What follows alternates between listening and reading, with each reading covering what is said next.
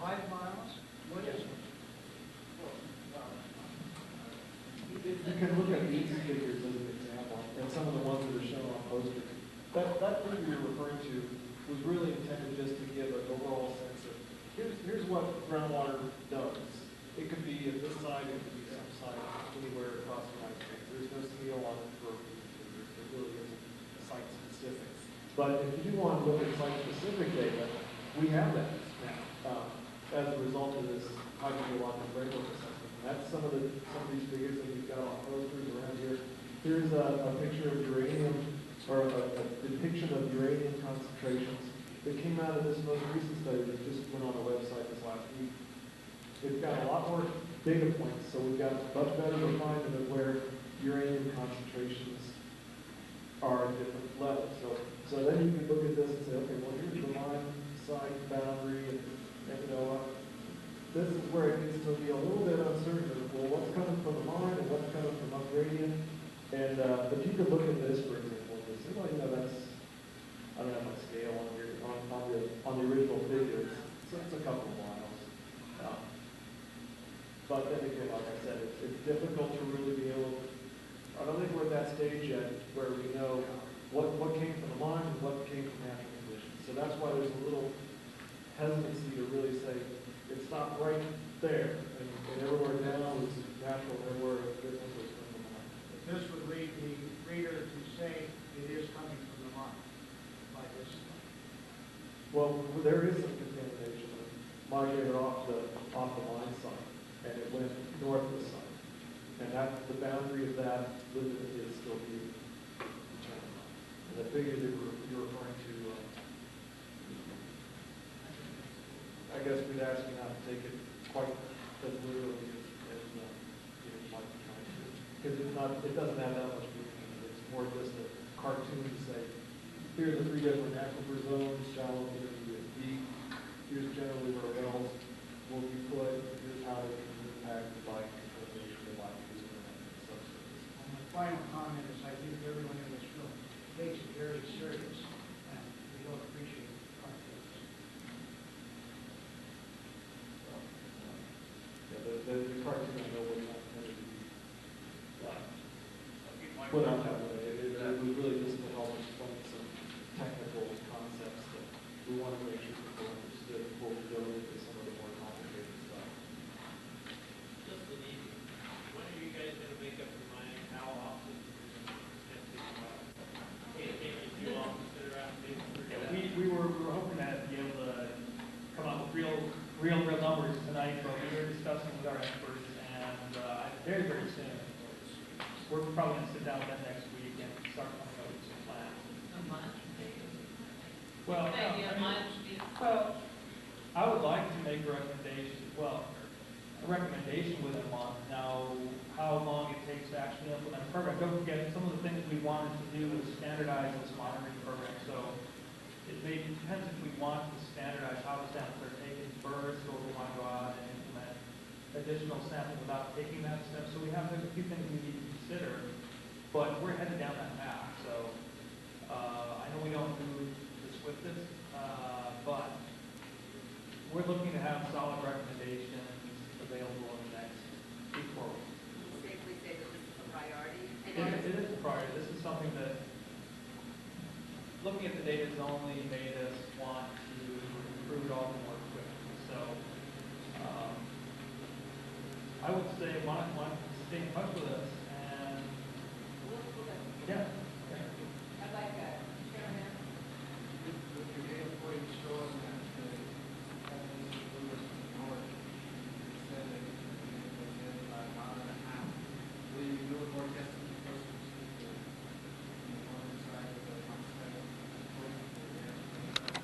Okay, so the question is, our existing monitoring well network ends, I would say it's about a mile and a half, does that sound correct? A mile and a half from the northern boundary of the site, maybe a little bit more. And what roughly is the distance from the site to the private lands? 2 miles, yeah.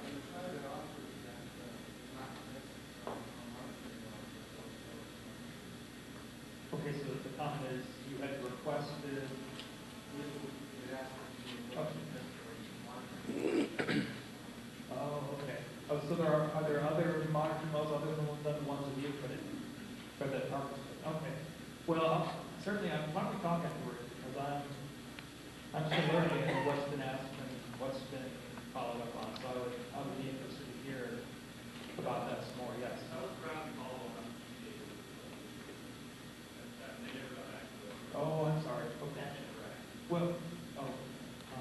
I guess I think there's a little disagreement on that issue, but we want to follow up, so just to follow up on the rest of the question though, will additional monitoring wells be put further north? And we still see the need to collect data in that region, so the way we envision things, this hydrogeologic framework assessment is setting the stage for the study phase we call the remedial investigation. I think a lot of you are becoming more familiar with that term, but it's basically when we really ramp up the data collection, and that's preliminary to selecting cleanup alternatives. So the next phase of the study, we're going to say, okay, during this remedial investigation, you want to see wells here, here, here, here, here. And so we're hoping to meet, have kind of a technical meeting, technical stakeholders meeting as early as November to talk through those issues.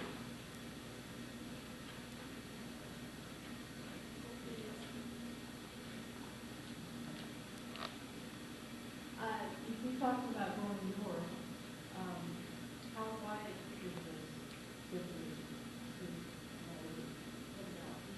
And then some more, for that's all around. So how far, we're talking about going north, but how wide is it? How wide is it? That one part, guess that first. Let's get a good map up here. This is unfortunately on the other side of the room for you. I'll line it out though.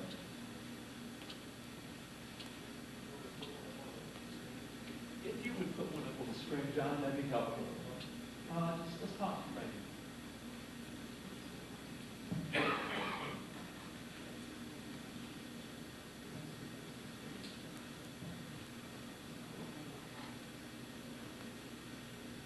Okay.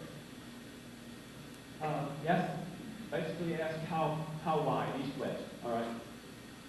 Okay, now, getting to the edge of the Johnson Range over here. So our well's going all the way over to the west, and the question comes east. We still have some questions what's happening here. Starting over in this area on the east, though, eventually you have the Walker River that's going to serve as the boundary to this thing, right? And you also have secondary features like West Campbell Ditch. It carries water, some parts of the year, and some of that water will infiltrate into the ground, and it may serve as a partial boundary with this too, over some part. But right now, the investigation pretty much goes from the edge of the Johnson Range over to the west to West Campbell Ditch. And you can't see, but I can actually read the contour lines, uranium. Do that. Okay. We talked about MCL will be 30 micrograms per liter. That's this right here. Okay.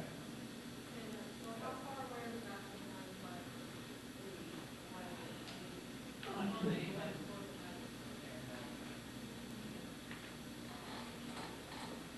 somebody else, I'm helping identify. Yes, there you go. Yeah. Yes, yes. So, given I don't have a scale here, don't hold me to this, but roughly a couple thousand. Oh, well, actually, that scale between that well there, which is on West Camp Ditch, and the highway is 500, less than 1,000 feet. It's this thing, see this linear feature here kind of wiggles around? Yeah, here's the highway. And here's Walker River right here. It goes off the map.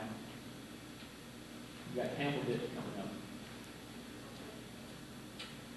So, and that's, this is the framework. This is giving us some